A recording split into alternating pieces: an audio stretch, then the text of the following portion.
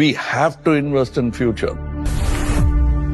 அம்மாவுடைய அத்தனை திட்டங்களும் அம்மா என்னென்ன மக்களுக்காக செய்யணுமோ அனைத்தையும் பண்ணி அதுக்கு அடுத்தது கூட என்னால என்ன பண்ணணும் என்ன பண்ண முடியும் அப்படிங்கிறது அவரோட புரிதல்ல ஒவ்வொரு துறைக்கும் பண்ணியிருக்காரு.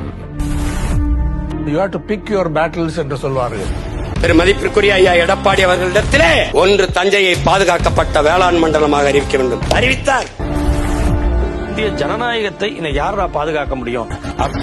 கே. பழனிசாமி என்னும் நான் மக்களுடைய பேராதரவுடன் அரசினை ஏறியவர்.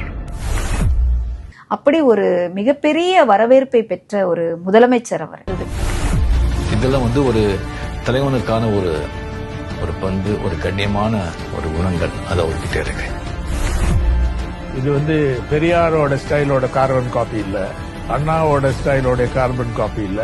ரொம்ப முக்கியமாக பார்த்தா அவருடைய style totally different. We will survive and we will continue. இதுதான் தொடர்ச்சி, இதுதான் நிஜ சமூக நீதியின் தன்மை. கன்னியாகுமரி மண்ணையிலிருந்து டெல்லியின் மாளிகை வரை இந்த செய்தி எதிரொலிக்கட்டும்.